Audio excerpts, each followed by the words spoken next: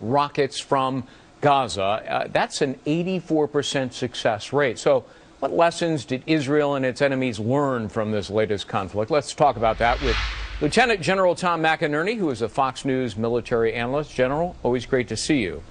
If Israel launches a tactical strike to take out Iran's nuclear sites, they can expect retaliation not just from Iran, but two other countries. Talk to us about that. Well, they're going to get strikes from Gaza as Hamas did just recently in this 8-day conflict, but they didn't get anything out of Lebanon like they did 4 years ago. And that's what they've got to be very fearful of, because there are upwards of 50,000 missiles in Lebanon that could rain down on Israel at the same time coming from Gaza. So they could expect an attack on Iran, that they would get missiles from both locations in addition to Iran, Greg. And they gained a lot of experience in this 8-day exercise that they just had, far more so than when I was over there 4 years and when they had Operation Cast Lead, and they had nothing to stop the missiles coming in. Right. Now, from what I understand, Hezbollah in Lebanon has really rearmed itself with far more sophisticated weaponry sent to them from Iran. And that would more directly threaten Tel Aviv as well as Jerusalem. But the Israelis, especially the defense forces, have to be concerned about their bases and airfields, right? Absolutely, because those airfields will be attacked simultaneously with attacks on the civilian population, and they're going to be trying to generate sorties towards Iran, not towards Lebanon and Gaza.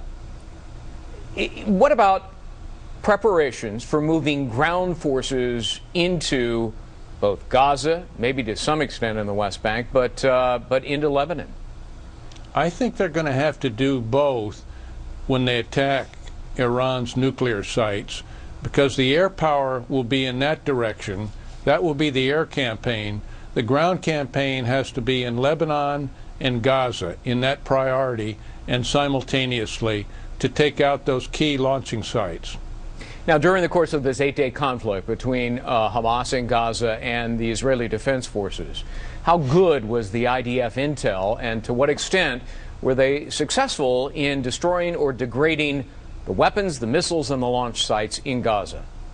It was superb, Greg. I mean, they really hit the right targets, and many of those targets they hit. When you saw the video that we saw on television, you could see they got huge secondary explosions, which meant the targeting was spot on.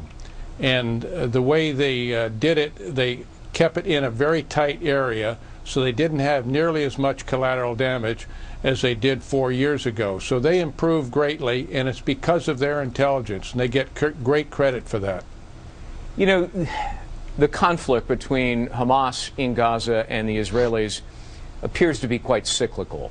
There's a pause, a ceasefire, a truce, then it's breached, generally by Hamas firing rockets into civilian areas in Israel. Then there's a military escalation, there's an exchange, and then a cooling off period, another ceasefire, and so forth. I talked to Dan Gillerman the other day, you know him, well-known ambassador in Israel, and he said, look, the only way this will ever end is to stamp out Hamas.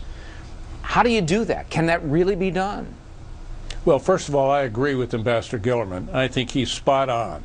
With the ideology they have that calls for the destruction of Israel, the only way you're going to defeat them is to actually get them on the ground. Now, that is going to be very challenging, because a lot of them have a back door to go into Egypt. And with President Morsi being a Muslim Brotherhood, he is tacitly supporting them, although he played a key role in this truce.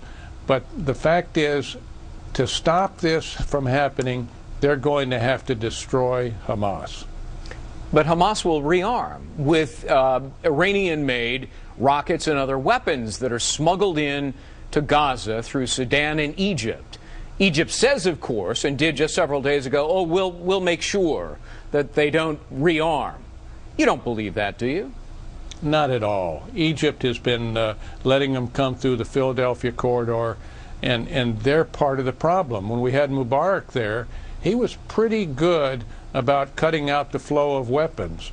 And so that's one of the new challenges that the Israelis and the United States has in stopping this continued growth of Hamas and its aggressiveness. It's a big challenge.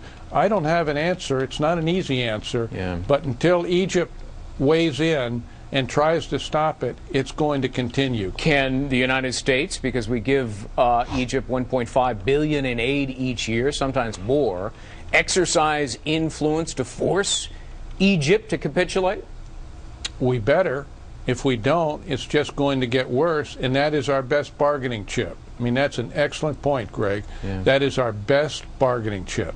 Did Benjamin Netanyahu, the Prime Minister of Israel, who, by the way, is up for re-election in a couple of months, make a mistake, as some of his critics claim, in Israel by not undertaking a ground invasion of Gaza to really go after more of Hamas and their weapons? I don't think he did it this time. Look, he's in a very precarious position. He's got an election coming up. He's got the continued growth of nuclear capabilities in Iran that he's got to put his focus on. So he's really got his eye, I believe, on the top prize, and he's not going to be pulled off his desire to stop the nuclear armament by Iran by a secondary target in Gaza. All right. Lieutenant General Tom Mcinerney, as always, sir, good to see you. Thank you. Thanks, Greg.